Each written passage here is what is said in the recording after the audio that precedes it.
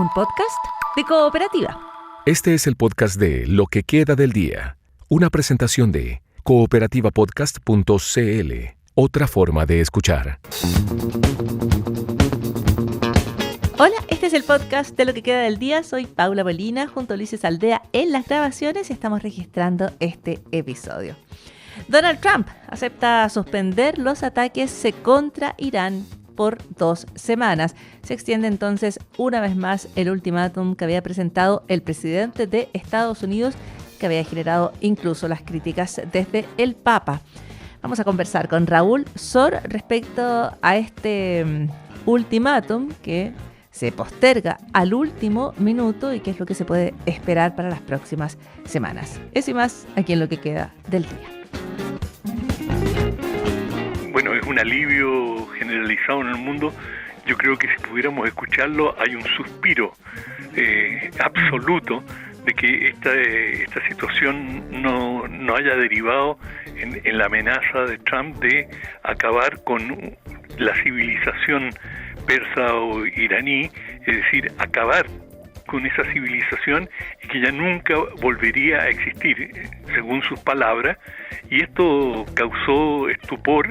Y era una declaración prácticamente anunciando un genocidio, y esto lo señaló en los momentos en que Estados Unidos tiene una supremacía aérea absoluta sobre Irán, de manera que aunque no lograra destruir todos los puentes y toda la capacidad de refinación de petróleo de Irán, el daño podía ser colosal si realmente se lo proponían, de manera que una postergación, aunque sea por 2 semanas, da una serie de posibilidades de negociación. Ahora, en términos, digamos, de imagen, Trump es el que aparece cediendo o habiéndose excedido en las amenazas que en definitiva no cumplió, y esto viene a ser una constante en la cual él verbalmente agrede en forma superlativa a sus adversarios, pero no siempre traduce eso en hechos. Y eso, de alguna manera, claro, le resta credibilidad al gobierno de Estados Unidos. Raúl Sor, existía muchísima preocupación y tal como tú dices, de alguna manera hay un suspiro de alivio en el mundo, en el planeta, una vez que no se cumple este ultimátum. Pero además Donald Trump, que da pie atrás al último momento, digamos, literalmente a 1 hora y poquito más de que se cumpliera este ultimátum, estaba enfrentando declaraciones, a mí me llamaron mucho la atención las declaraciones del Papa, recordando que esto iba contra el derecho internacional e incluso llamando a las personas a contactarse con sus autoridades, en un llamado que era claramente a la población norteamericana, ¿no es cierto?, apuntando a detener la guerra. La pregunta es ¿cómo sigue este conflicto en las próximas 2 semanas? Y también ¿por qué Pakistán surge como el mediador? De alguna manera ha salido como un negociador inesperado Pakistán, allí donde generalmente estos oficios diplomáticos los cumplen los mismos países más directamente involucrados. Estoy pensando en qué sé yo, Emiratos Árabes o Arabia Saudita. Claro, países del Golfo, Raúl. ¿Cómo ves esta mediación de Pakistán? Pero Pakistán es un país vecino de Irán y aunque han tenido fricciones, es un país islámico y tiene un interés en mantener la estabilidad en la región. Este conflicto a Pakistán, que es un importador neto de petróleo, lo tiene tremendamente afectado, de manera que es un país que tenía intereses directos. Ahora es difícil saber cómo se van a dar las cosas. Estamos en una situación, aunque se haya postergado, tremendamente tensa. No sabemos qué va a hacer Israel al respecto, si va a mantener los bombardeos, y en este campo ha habido un juego entre Estados Unidos e Israel, en que Estados Unidos a veces dice, bueno, vamos a hacer una pausa, e Israel continúa, y lo ha hecho en los últimos días, bombardeando una serie de refinerías e instalaciones, e incluso, digamos, Estados Unidos venía amenazando con destruir plantas de desalinización. Hay algunas zonas en que prácticamente no hay agua potable y hay que desalinizar.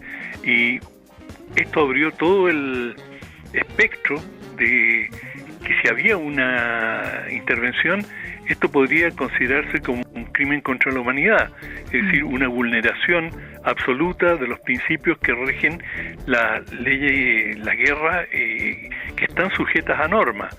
Y bueno, amenazar a un país con liquidar su civilización, hay mucha gente que comenzó a decir públicamente esto es una amenaza de genocidio. Y cuando estamos en situaciones de extrema tensión como la que hemos vivido hasta este momento, las palabras cuentan.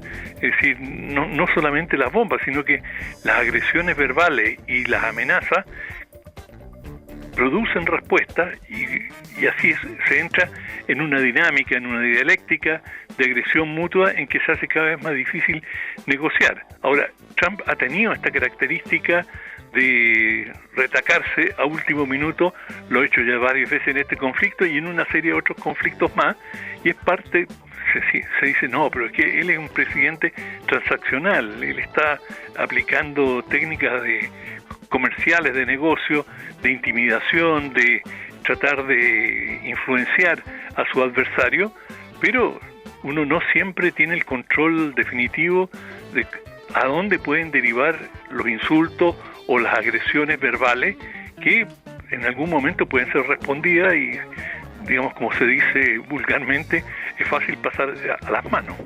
Exactamente, y era parte del temor en una zona que ya está muy golpeada. Aquí se ha generado una serie de ataques. Solo una última pregunta, Raúl Sor, tú dices Trump queda como quien da pie atrás. Él dice que ha recibido estos 10 puntos, que son una base razonable, dice, para negociar. Se estima que cuenta con la supremacía aérea, pero no es menos cierto que le derribaron a un avión y tuvo que salir a rescatar a 2 pilotos. De alguna manera está atrizada esa idea respecto a que Estados Unidos es inalcanzable por vía aérea por Irán, porque ya lo hizo una vez. En un escenario muy impredecible, ¿crees que efectivamente puede que vayamos avanzando en estas 2 semanas a un cese al fuego? ¿O bien podríamos encontrarnos con un nuevo ultimátum y nuevamente el mundo en vilo esperando a ver qué pase? Mira, primero sobre el rescate de este piloto, he visto algunos informes que hablan que el rescate costó cerca de $2.000 millones. Es decir, fue una operación absolutamente masiva en la cual se repitieron muchos de los errores que ya había cometido en el pasado Estados Unidos cuando el presidente Carter trató de liberar a los rehenes que estaban en la embajada en Teherán y despachó una expedición, digamos, aérea para tratar de rescatarlo y fue un fiasco absoluto. Y bueno, en este caso lograron el objetivo de rescatar con vida al piloto, lo cual es realmente notable. Sin embargo, el costo es absolutamente exorbitante. De hecho, tuvieron que destruir los aviones porque se embancaron, es decir, aterrizaron sobre un terreno blando y después no podían despegar y los propios estadounidenses los destruyeron para que no cayeran en manos de los iraníes. Ahora, en este tipo de situaciones es tan difícil, yo no me atrevo a hacer ningún vaticinio. Claramente Irán no tiene un interés en agravar, es el país que está siendo agredido y está sufriendo, digamos, víctimas humanas y una destrucción masiva que le va a tomar décadas reconstruir, pero digamos, Irán tiene una capacidad de sacrificio que la demostró en la guerra más larga que se vivió a lo largo del siglo XX, que fueron 8 años de guerra, pero letal, con Irak. Y los iraníes, digamos, que llevaron la peor parte, sacaron el mayor número de bajas, jamás dieron el brazo a torcer. De manera que yo creo que eso también ha gravitado en la opinión pública estadounidense y especialmente entre los militares estadounidenses de haber habido, por cierto, los militares no hablan públicamente y menos en una circunstancia como esta, pero el hecho que haya sido se haya forzado la salida del comandante en jefe del ejército de Estados Unidos por un incidente de ascenso de algunos oficiales, pero de lo que uno puede colegir de publicaciones militares estadounidenses, hay bastante resistencia a la manera como Trump lleva adelante este conflicto. Estás escuchando el podcast de Lo que queda del día, una presentación de cooperativapodcast.cl.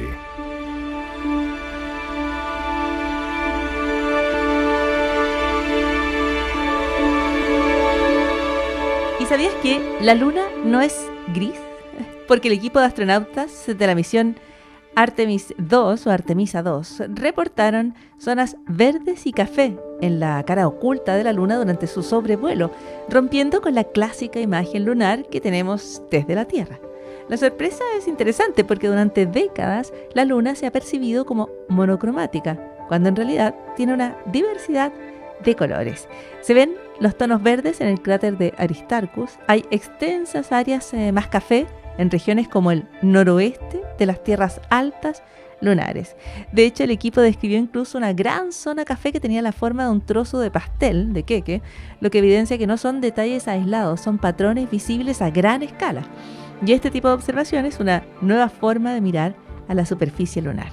Tras este viaje ya no se ve un paisaje uniforme, sino un mapa con variaciones muy significativas, y detrás de cada color de la Luna hay alguna clave científica. Los tonos verdes podrían indicar que hay titanio o hay olivino, que es un mineral que se asocia a ciertas formaciones rocosas.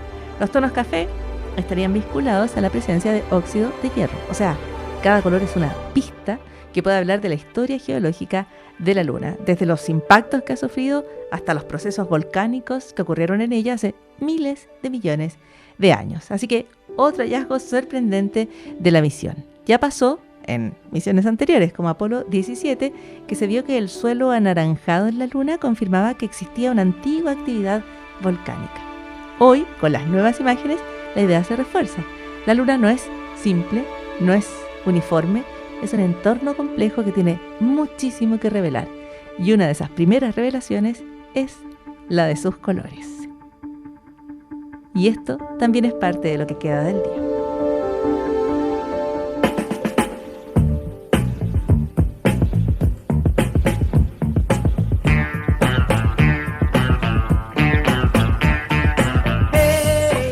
Continuamos en lo que queda del día y hay muchas imágenes de la misión a la Luna que se han estado compartiendo. Hay algunas extremadamente hermosas, muchas de ellas vienen del espacio, los eclipses, la Luna, la Tierra, en fin. Pero hay una que tiene gente, personas, y se está volviendo muy importante. Es una fotografía que se toma durante el lanzamiento. Y allí se ve a todas las personas del equipo que aquí en la Tierra están haciendo posible que despegue la misión. Y la mayoría son mujeres. La fotografía es parte de este Science Evaluation Room, que es una sala especializada dentro del Centro Control de la NASA en Houston, y está diseñada para apoyar los objetivos científicos de la misión, porque la misión tiene muchos y los científicos son importantísimos, y allí se generó una sala especializada. Los equipos que están en esta sala van analizando en tiempo real lo que los astronautas van viendo durante el viaje. Ven las imágenes, escuchan las descripciones y según eso van haciendo desarrollo científico. O sea, es un espacio muy clave, es poco visible, es menos visible que la sala de control, pero está allí, en el centro de control de la NASA. Así que la imagen se postea y lo interesante fue la reacción espontánea de la gente, porque rápidamente empezaron a notar que había muchísimas mujeres en los roles científicos, en los operativos. Estaban las geólogas lunares, estaban todas las mujeres allí, que es un contraste con la imagen histórica de los programas Apolo, donde los equipos en general eran mayoritariamente masculinos, ¿no? Hay una bellísima película sobre esa, la de los números escondidos. En fin, la escena, la fotografía se ha transformado en un símbolo de un cambio que se venía generando hace años, pero que en esta imagen se ve totalmente claro. Así que la imagen puede reflejar una transformación profunda de quienes van participando en la exploración espacial, ¿no? No solo importa quiénes parten a la Luna, allí hay una mujer dentro del equipo, equipos que durante años solo incorporaron hombres, pero ahora aquí en la Tierra, en el centro de control, también hay muchísimas mujeres. Y eso también es parte de lo que queda del día.